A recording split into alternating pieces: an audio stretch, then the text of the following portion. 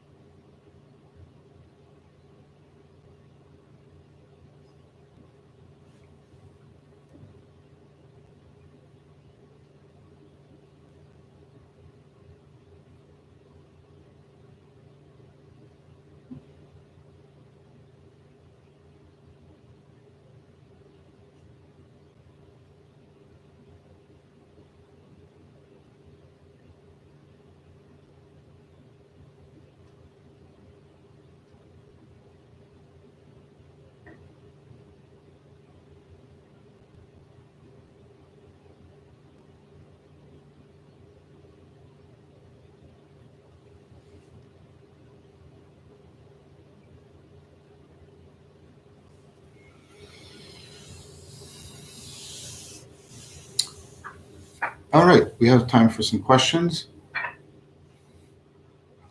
Lizzle Van Wyck. Hi, Lizzle. How important is it to have my knees below hips during the sit, and why? I have a knee injury, and hence it's a little strenuous. The point about getting the knees below the hips or equal to the hips is it takes the S curve out of your spine, so that when I relax, right, I'm erect, right, my stomach is open. If I don't have something underneath, if my hips are not level, if I just sit down, then what will happen is my spine will curve and my chest will collapse. And this is a way of inhabiting your body that is associated with anxiety, poor breathing habits. So you'll have less oxygen, be more anxious. So it's a challenge. Now, on the other hand, if you have a knee injury, remember our principle here: we never endure. We're always trying to educe. We're always trying to educate, to draw forth. We're not ever just enduring. So if your knee is a problem, then I recommend you sit on a chair. If you sit on a chair, then what you can do is you can sit what's called Egyptian posture.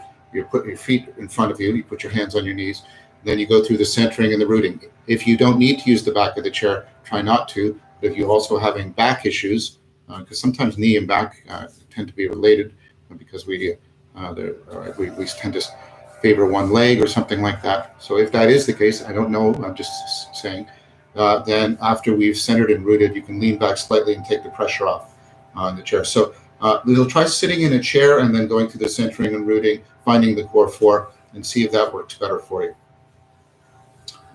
Ostine Silverstone, after following a course for a while, I get chills at times while practicing mindfulness. Do you why? Yes, this is very common. There's a couple things probably going on. If we get to a place where we are co-activating the task focus network and the default mode network, and I've talked about this earlier, or triggering both the sympathetic and the parasympathetic system, we can get significant sort of stimulation of the vagus nerve system. And so there's ways in which parts of the brain are all starting to talk to each other, and then we get that kind of response. Sometimes it's stronger in people. I remember when that first started happening to me, it was like an electric shock was going through my body. Part of why this particular course and this particular set of practices, the psychology practices I'm teaching you, is more prone to that is because what I'm teaching you is a very embodied form of mindfulness. One of the criticisms I have of just sitting is it tends to get just into the head, and it tends to not involve the body. Whereas the teaching I had in Tai Chi Chuan and of course Qi Kung, those are very embodied forms of mindfulness, and you get this sense of, and I use this as a metaphor, of energy moving through your body in this more embodied form of mindfulness. Ultimately, I would argue it is much, much better for you, because I think the disembodied forms of mindfulness do not reach into the depths of our existence and our embodiment, and they're not as adaptive and as responsive and resilient. I know some people won't like to hear that, and I'm not saying that a purely seated practice is not good, but there's clear cognitive science that if you're doing a moving practice, you're kicking in the cerebellum. The cerebellum has more neurons in it than all of your cortex. Right? They're not organized to produce cognition or consciousness, but what they do is they first of all give you tremendous physical balance and integrity, the embodied, but that also translates into cognitive balance and integrity, and a balance and integrity of consciousness. So engaging the cerebellum is a very helpful thing to do. Nick Kennedy. Hi, Nick. I can never get through all full metacycle in 15 minutes. Change the pace or take a long evening set. Take a longer set. Take a longer set.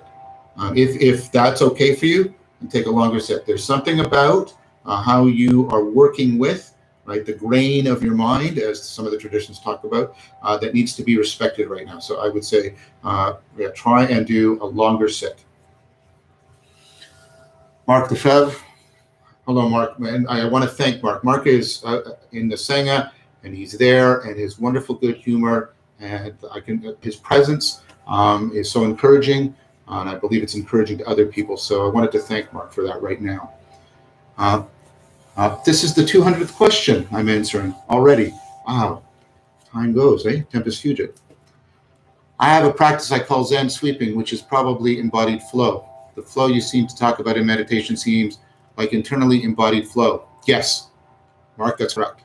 That's absolutely correct in a way of conceptualizing it, conceiving of it.